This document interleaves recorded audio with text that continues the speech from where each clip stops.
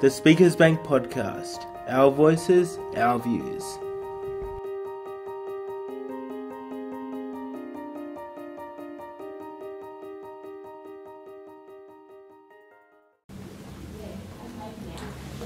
And welcome to yet another edition of the Speakers Bank Podcast. Today I'm joined by Storm. Hello everybody, cold day but good to be here.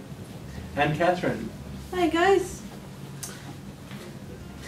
Guys, the Andrews Labor government has announced a zero-tolerance approach to abuse of people with a disability with a range of measures in response to a recent preliminary inquiry.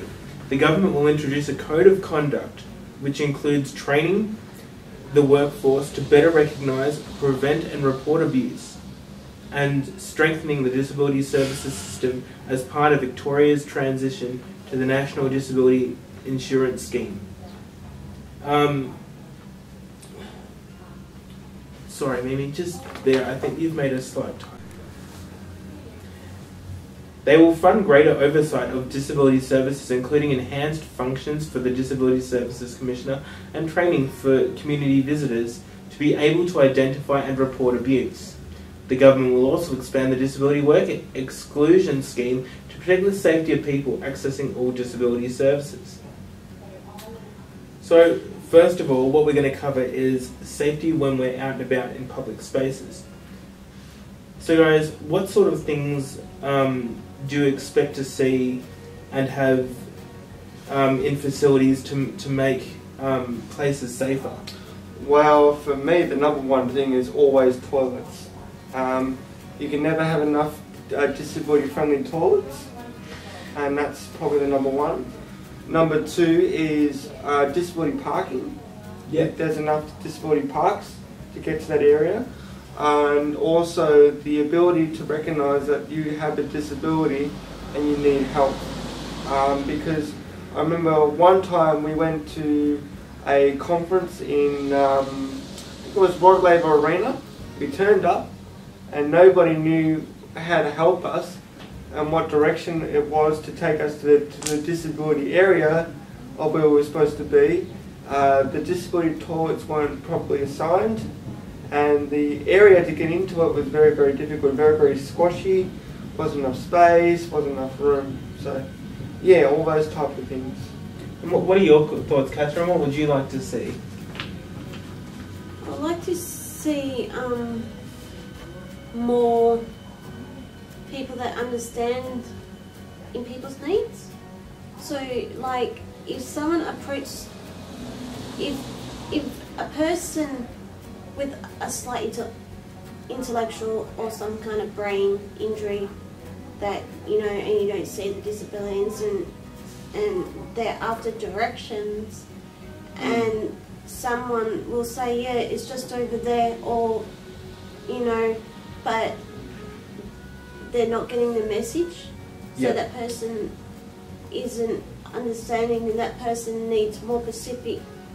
Don't they have like a disability travel advisor that can help them in those situations? But I reckon there need to be more.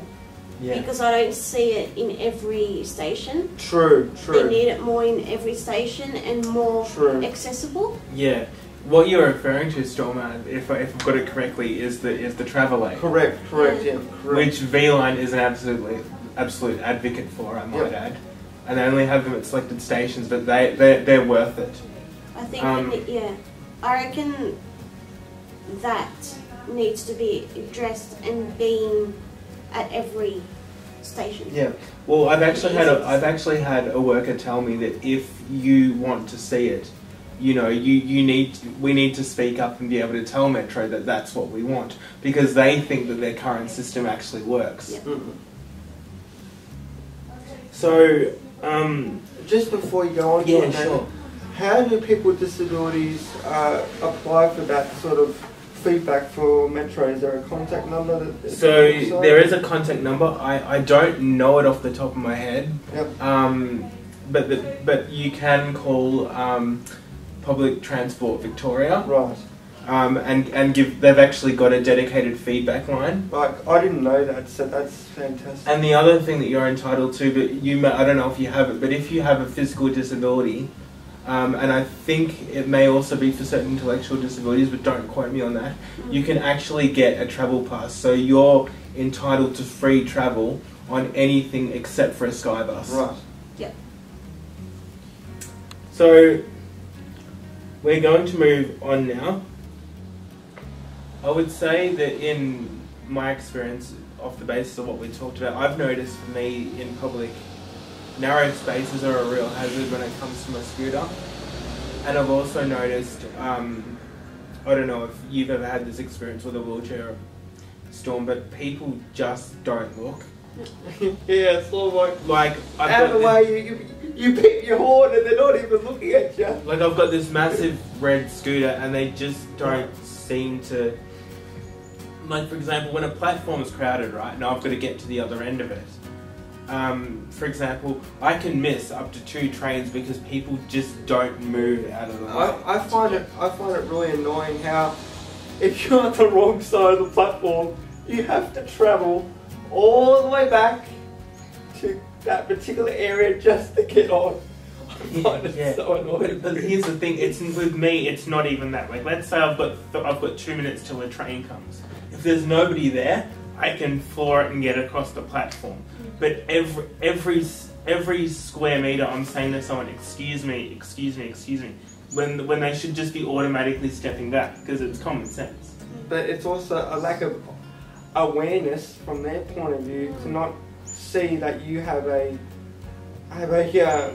scooter that helps you go around places, and people should know better than just standing there and going, "Oh, what do I do?" Yeah, and the other thing I noticed too with regards to my disability scooter is I noticed that I will almost sound American then. I noticed that supermarkets and stuff are fine, but when it comes to, like, let's say I want to go into, I don't know, a smaller store, an electronics store, or whatever it may be, I have real trouble navigating the very small aisles. Yeah. Question from me is, how do you get your groceries from the shelves if they're like really, really high? What's the process? So usually what I'll do is I'll either ask or I'll actually I should say very safely turn off the ignition to my scooter and actually have to stand up, and the reality is I don't want to do it to be unsafe, but the reality is that you can't always ask somebody. What would your recommendations be to the supermarket giants if they're watching this to make it more disability friendly for scooters and for people with physical needs? Look, I think to be honest with you, it's impossible when it comes to a supermarket. It's impossible to accommodate everybody, but I think they could do with some lowered shelving, so even the top shelf can be, even if it can be a couple of feet lower than it currently is, it might be enough for even someone of my height to just reach that item that they want. That's exactly where I come in, being very short. I can't reach things that I want to get at the time. And I also think too, and this is just while I think of it, is that I think we also need, for the people that are housebound and for whatever reason can't get out to the shops for safety reasons, I think that major grocery stores and even some online shops should actually offer some free delivery. Yeah. Okay, now we're going to go to a quick break, and when we come back, we'll talk about safety in the home. And welcome back. Now we're going to discuss safety in the home. So guys, I want to ask you both the question, how do we ensure safety in the home? Well, for me, I have to make sure that if I want something, I'm able to do it. So what my mum does, she puts my favourite food, I'm going to call it favourite food, down the bottom of the shelf because they know that I can easily reach it. For medications, obviously they have to keep it high because I have a nephew and we don't want him to be going through that sort of kind of things. Yeah. So we just ask my carer to pick that up. The other things I do is to make sure that that there is no like big steps that I can't really step onto or step off. So in my house, I make sure that I go to the side where there's railing to Yep. put my feet up, because I find if I don't go to the rail, I don't have that protection of not falling, because there's plenty of times where I've tried to do it without the rail and you just don't have enough confidence to put your foot onto the step because you know you might fall. But with that rail, it gives you the extra security. But the one thing I find very, very hard is that because my house is made of tiling, if you say, oh, I'll give you an example. I had the cleaner the other day and she was wiping the floors. And as you know, rubber and water don't like each other. And you could split for days. You could do banana splits all day. But it doesn't help you when you're going to fall. So even if you do put your sticks in close, it still doesn't help you. Yeah, no, because you go right over. Catherine, what are your thoughts on this?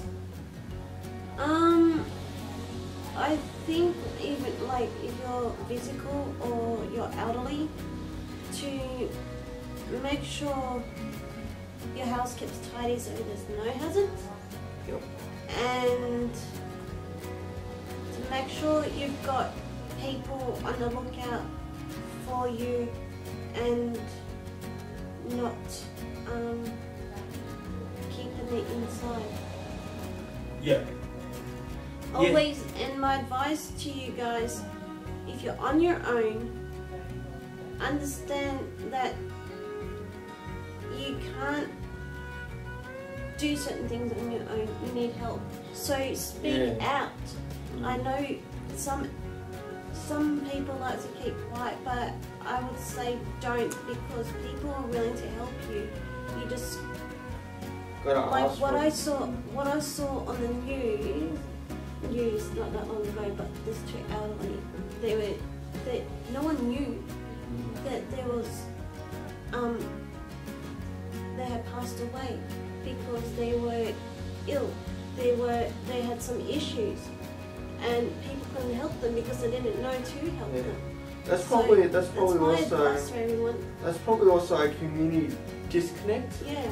So because people don't know that there's people living in there because they don't go out, they don't socialise, that's probably impacted on that result. So we need to be more aware that we need to include elderly people in the communities, and by knowing that they're there. Because accepting help from someone or crying out for help. Sorry. If you have neighbours that are on their own, say hello to them, or offer them food, or let them know you're there and let them know you care.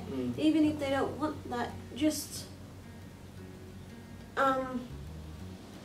be like, have that kind of friendship. Yeah.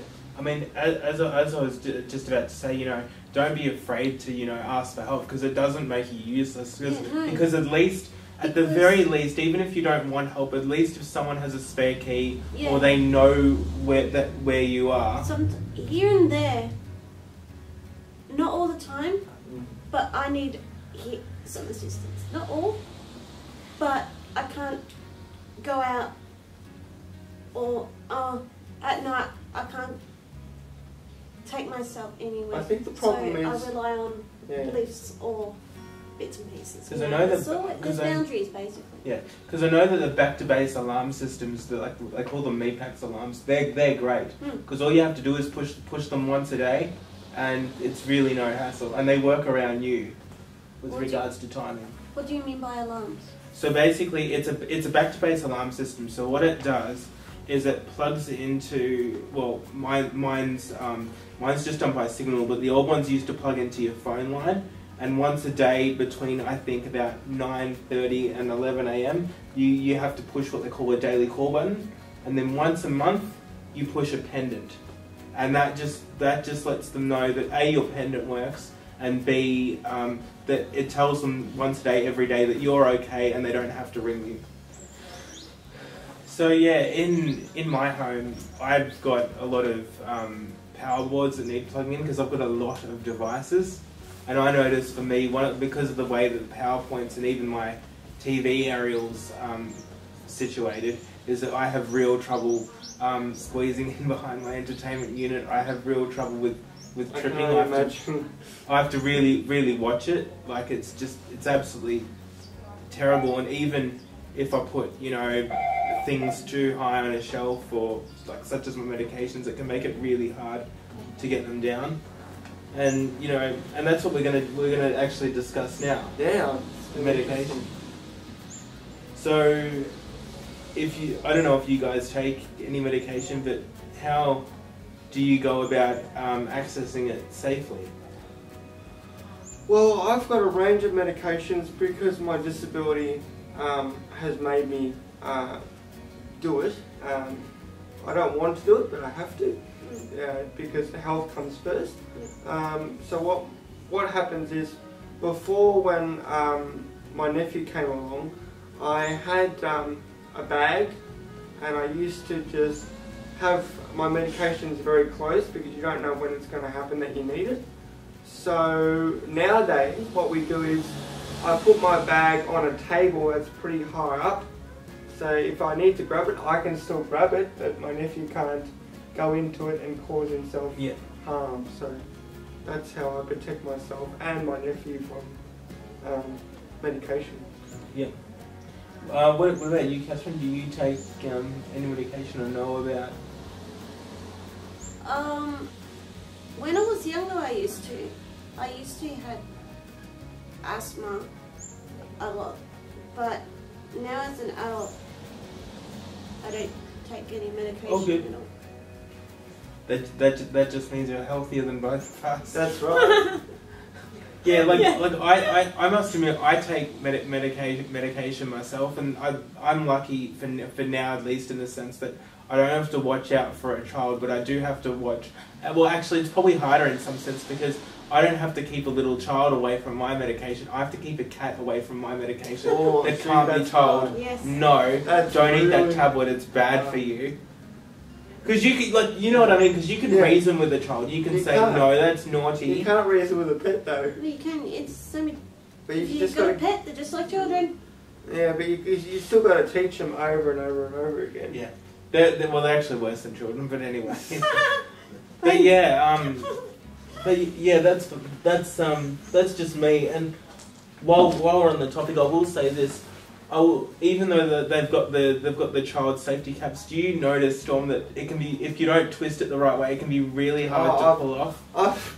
I've had problems with keeping the lid on because the lids aren't properly protected, so to speak. So, for example, if I don't squash it down completely, there's a little bit of a gap there. And what my nephew does, because he's a monster sometimes, he'll see the gap and he'll use his little fingers and he'll just tweak it to make it go up a bit more. And I have to tell him, no.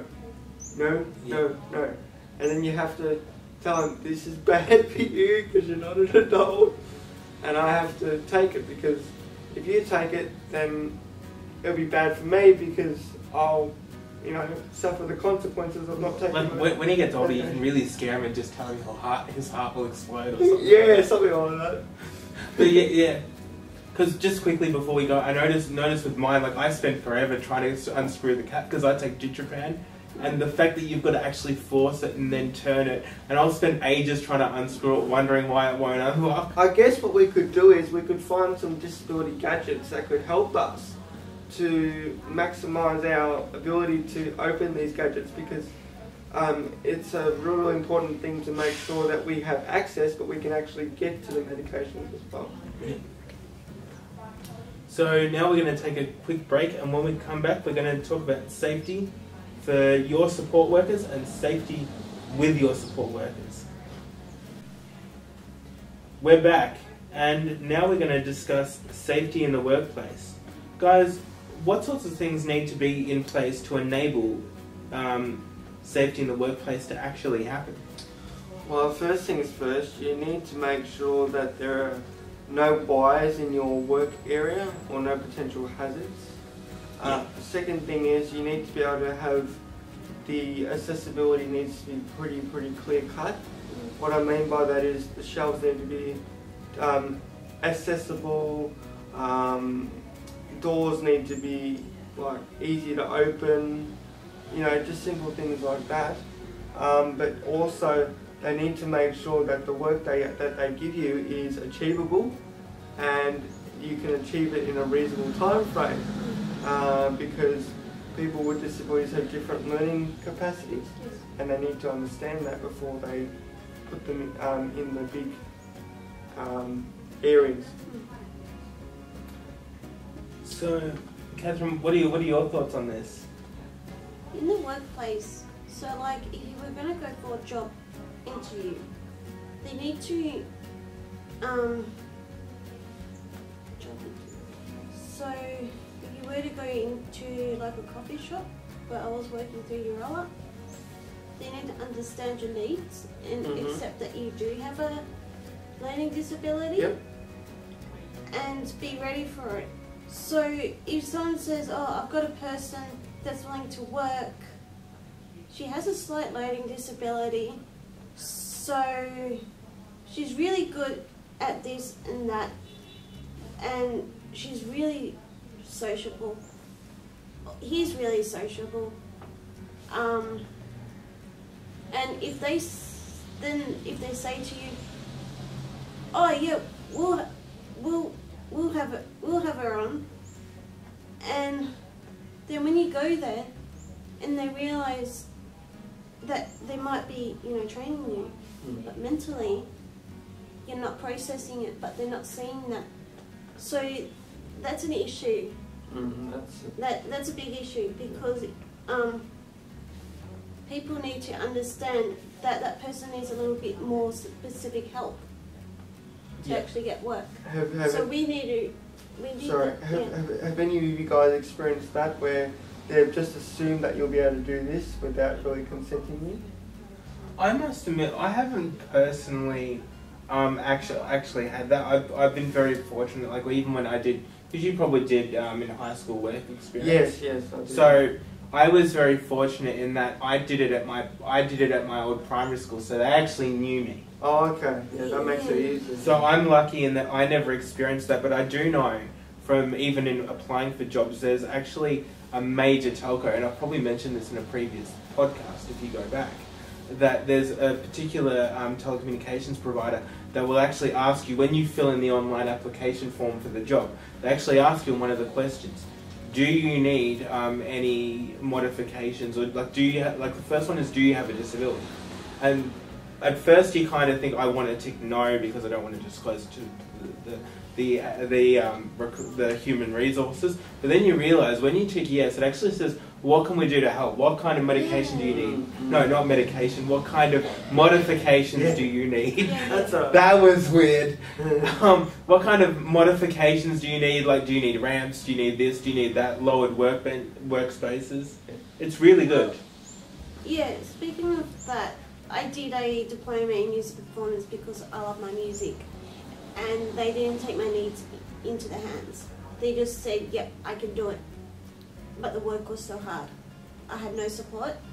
So when you want to, they need, everywhere they should be including people that need, offer that support. So what kind of support were you after, Catherine? The theory. So I can't do, like, for instance, if there was a question in writing, yes. I don't understand the meanings of the question just there. It needs to be read out to me.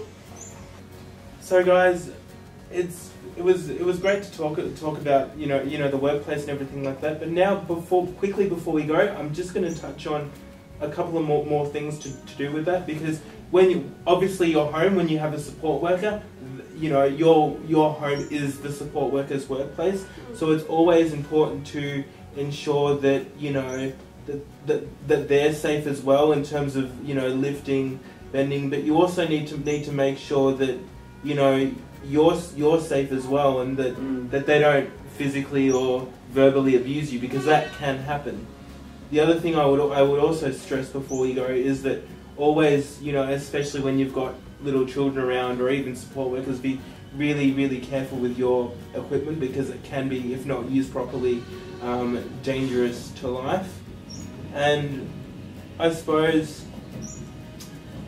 this is what we can share, with the general public who are caring for people with disabilities, to ensure that we and they live in a safer environment. And with that, I think we should wrap up and say goodbye. Goodbye, everybody.